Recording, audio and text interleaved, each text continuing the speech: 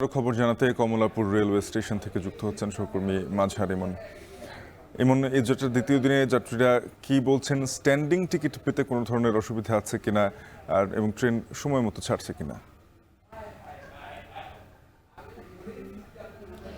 শাফিন, আপনার শেষের কথাটি দিয়ে শুরু করতে চাই যে ট্রেন সময় মতো ছাড়ছে কিনা। গতকালকে ঈদ যাত্রার যে প্রথম দিন ছিল সেদিন কিন্তু দুইটি ট্রেন মোটামুটি বিলম্ব করে ছাড়ার ঘটনা আমরা দেখেছি। তবে আজকে ঈদ যাত্রার দ্বিতীয় দিন আমরা দেখেছি কমলাপুর রেলওয়ে স্টেশনের প্রতিটি ট্রেনই কিন্তু সময় মতো ছেড়ে গিয়েছে। আমি যদি একটু কমলাপুর রেলওয়ে স্টেশনের বর্তমান চিত্র দেখাতে চাই, আমি এই মুহূর্তে 7 নম্বর প্ল্যাটফর্মে রয়েছে।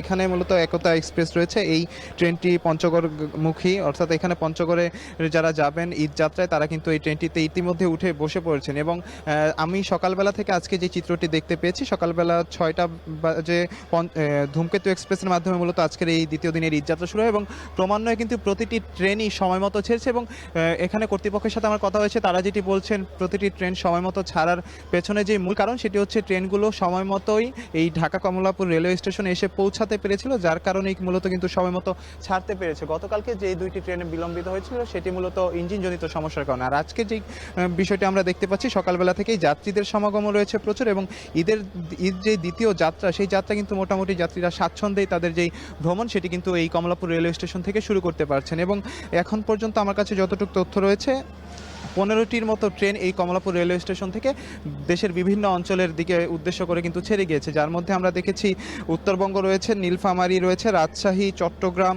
সিলেট, অর্থাৎ দেশের উত্তরাঞ্চল, উত্তর পূর্বাঞ্চল, উত্তর পশ্চিমাঞ্চল সব অঞ্চলের ট্রেনই কিন্তু ইতিমধ্যে ছেড়ে গিয়েছে। এবং প্ল্যাটফর্মের যে সুশৃঙ্খলতা দেখেছি আমরা যাত্রীদের উপস্থিতি। এবং আরেকটি কথা জানিয়ে রাখতে চাই, একেবারে কমলাপুর রেলওয়ে স্টেশন থেকে একেবারে ট্রেনে ওঠা পর্যন্ত কয়েক ধাপে কিন্তু টিকিট চেকিংয়ের যে বিষয়টি আমরা দেখেছি, একেবারে রেলওয়ে পুলিশ থেকে শুরু করে রেলওয়ে কর্তৃপক্ষের আলাদা যে সমস্ত বাহিনীগুলো রয়েছে তারাও কিন্তু তাদের যে অবস্থা সেটি কিন্তু একেবারে প্রতিটি ধাপে আমরা দেখেছি। অর্থাৎ এবারের ঈদ যাত্রায় এই রেলওয়ে স্টেশন যারা ব্যবহার করছেন তারা কিন্তু স্বাচ্ছন্দ্যেই এখন পর্যন্ত, আজকে ঈদের দ্বিতীয় দিন, এখন পর্যন্ত তারা তাদের ঈদ যাত্রা কিন্তু খুব সুন্দরভাবেই শুরু করছেন। এবং যাত্রীদের সাথে কথা বলে যেটি জানতে পেরেছি, তারা যেটি বলছেন মূলত এবারের ঈদ যাত্রায় তারা যে বিষয়টি লক্ষ্য করছে যে সময় মতো ট্রেন ছাড়ার যে বিষয়টি সেটিতে তারা স্বাচ্ছন্দ্য বোধ করছেন। এবং আমরা অনেককে দেখেছি কমলাপুর রেলওয়ে স্টেশনে আসার আগেই তাদের যেই ট্রেনটি ছিল, অর্থাৎ অনেকে দেরি করার কারণে কিন্তু তাদের যে ট্রেনটি লেট করার কারণে কিন্তু মিসও করেছেন অনেক যাত্রী। অর্থাৎ কমলাপুর রেলওয়ে স্টেশনের এবারের ঈদ যাত্রার যে চিত্র আমরা দেখছি,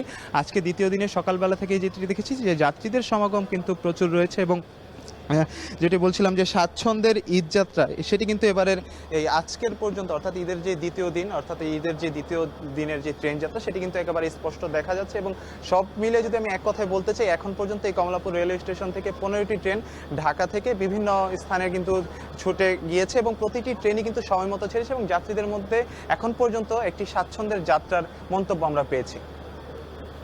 কমলাপুর রেলওয়ে